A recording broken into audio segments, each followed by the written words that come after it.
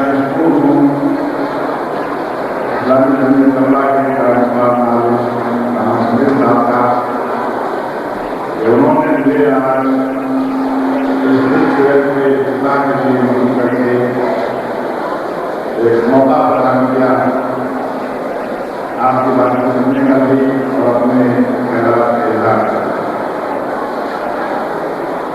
دراصل میرا خطاب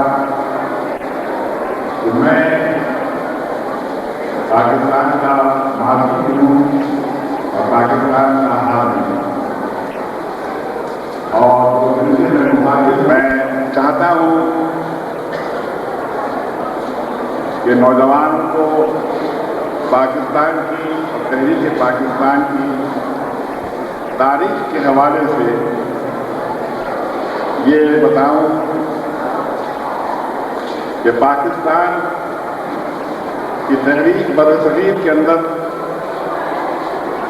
ایک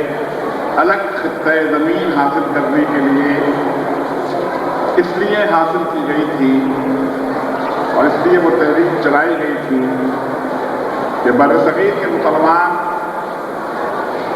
ایک ایسی مملکت کا خواب دیکھ رہے تھے جس مملکت میں اللہ کا قانون نافذ ہو، جس مملکت میں عدل اور انصاف ہو، لیکن بدقسمتی سے 54 سال گزرنے کے باوجود ہم پاکستان کو